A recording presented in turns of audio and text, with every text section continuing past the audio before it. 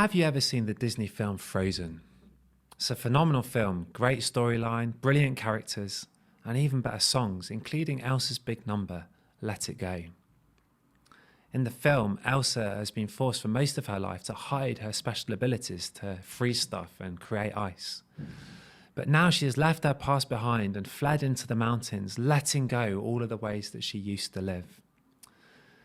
In the song, she really gets into the swing of things by the second verse, and she sings this. It's time to see what I can do, to test the limits and break through. No right, no wrong, no rules for me. I'm free. No right, no wrong, no rules for me. I'm free.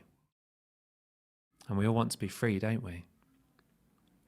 In this series called Unravelling, we're examining how our worldview is shaped by the stories that we tell one another. And as well as being a brilliant film, Frozen is telling us a story about freedom. It's our culture's story about freedom, but it's a story that leads us into unreality. It seems to me that we would all agree that freedom is good, but what do we mean by freedom? What kind of freedom are we talking about? It may seem a bit harsh picking on a Disney film, but the reason I do so is that it's a particularly clear example of what we're being told all the time.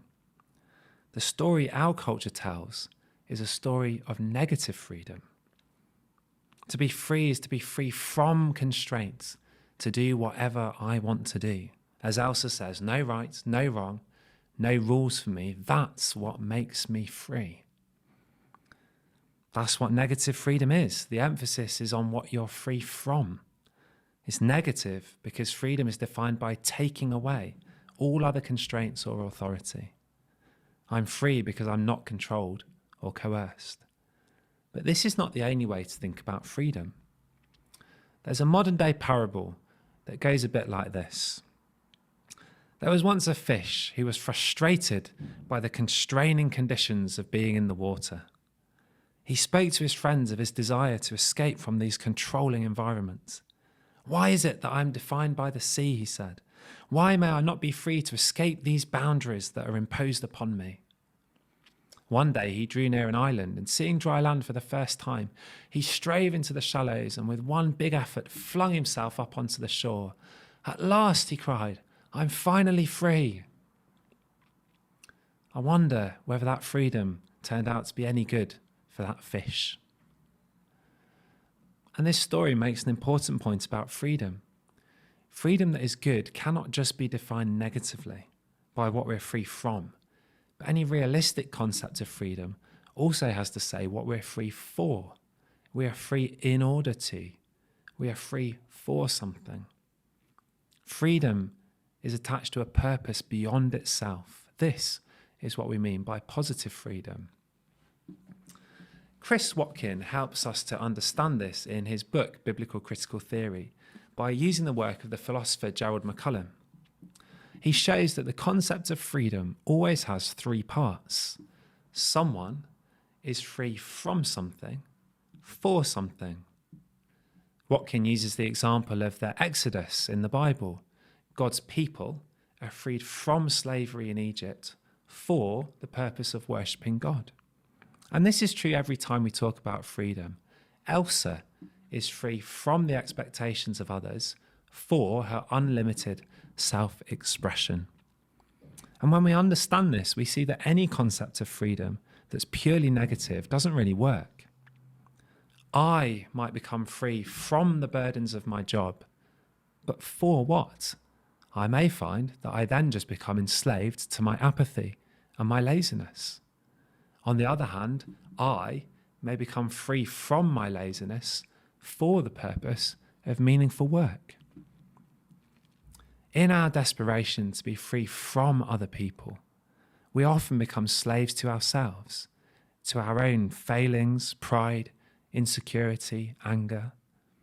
Or as the Bible puts it, we become slaves to sin. Our culture's story of negative freedom alone leads us to live in unreality. This is one reason why so many people in our culture live in despair. Freedom is seen as this ultimate good, and we're encouraged to free ourselves from all boundaries, values, obligations that we are not in control of. We should be free to make ourselves the identity story.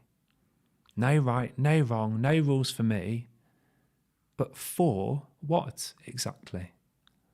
This is like the fish leaping out of the water. We're free to become enslaved to our own selfish and flawed desires. The end of that path is despair and ultimately death. Unless we are free for something that is truly good, freedom is no help to us at all. Freedom is a means and not an end. Freedom is good only where it allows us to pursue a greater good. Perhaps the real question then is not so much do you want to be free, but from what do you want to be free, and for what do you want to be free? The freedom God calls us to is primarily a freedom from all that dehumanizes and harms us, which the Bible calls sin. And it's a freedom for serving him, becoming free to grow into all that we were created to be, free to conform to his will rather than be enslaved to our own, free to live a fully human life, free to dive ever deeper into the infinite beauty and love of God.